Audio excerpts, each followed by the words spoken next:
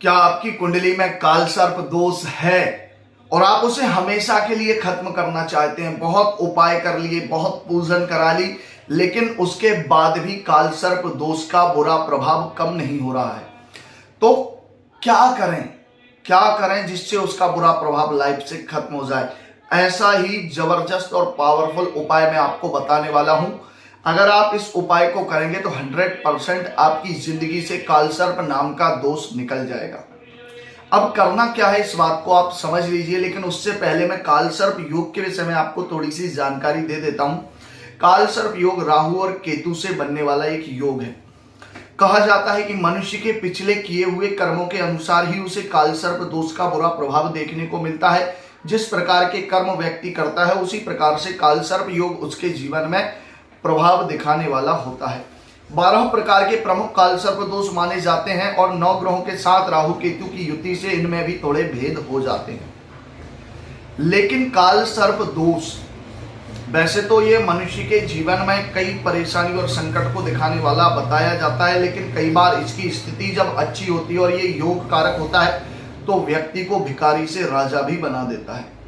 लेकिन वो पता लगता है काल सर्प दोष की कंडीशन को देखकर कि वास्तव में काल सर्प दोष कैसा है। लेकिन बहुत बुरा है, बहुत अशुभ है और आपको नुकसान दे रहा है, तो उसे ठीक करने के लिए क्या उपाय करने चाहिए ये बात आपको समझना जरूरी है। काल सर्प योग की आप शांति करा लीजिए, काल सर्प योग का पूजन करा लीजिए, लेकिन फिर भी उसका प्रभाव हमेशा के लिए नहीं जाता है। कुछ समय के लिए आपको उसके बुरे प्रभाव से बचने में मदद मिल जाती है, लेकिन फिर बाद में वही सारी प्रॉब्लम्स चालू हो जाती हैं। तो जब भी आप काल सर्प दोष की पूजन कराएं, शांति कराएं, उसे विधिवत तरीके से कराएं, क्योंकि विधिहीन कर्म कभी भी आपको फायदा देने वाला नहीं होता है। इस बात को बहुत ध्यान रखिए।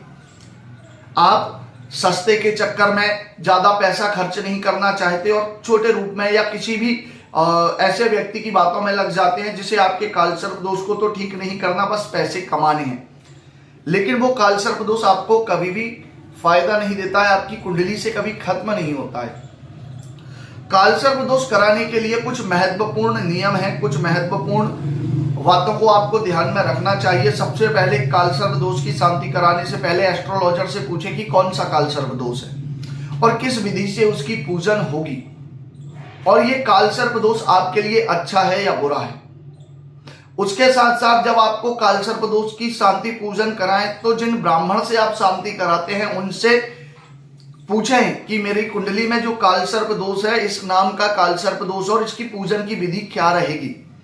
फिर उसी के अनुसार उसकी विधि को आप कराएं। साथ ही साथ हमेशा राहु और केतु के जप जरूर कराएं, क्योंकि बिना जप किए ग्रह प्रसन्न नहीं होते हैं और नेगेटिव एनर्जी देना बंद नहीं करते हैं। मान लीजिए आपने काल सर्प दोष की डायरेक्ट पूजन करा दी, राहु केतु की शांति नहीं कराई, राहु केतु के जप नहीं कराए, तो उन्हें एनर्जी प्राप्त नहीं हुई। क्योंकि जब हम ग्रह को प्रसन्न करते हैं तो वो प्रसन्न होकर हमारी नेगेटिव एनर्जी को खत्म कर देता है और पॉजिटिव एनर्जी डोनेट करने लग जाता है।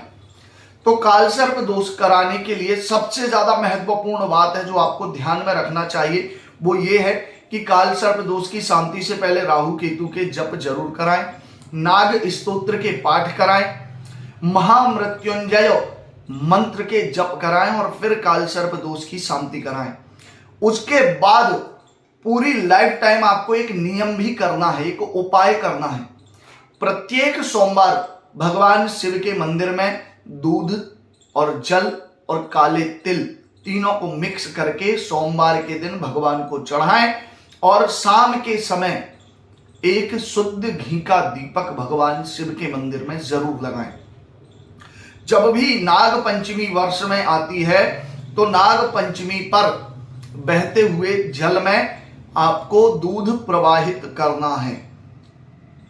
ये नियम आप हमेशा अपनी जीवन में अपना लें तो 100% आपका काल सर्प दोष खत्म हो जाएगा, ये मेरी गारंटी है।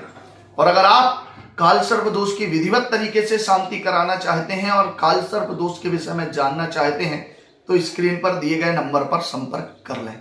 वीडियो अच्छा लगा है तो सब्सक्राइब करके जाइए, क्योंकि यहां पर आपको सच्चा और अच्छा ज्ञान ही मिलता है। जय महाकाल, हर हर महादेव।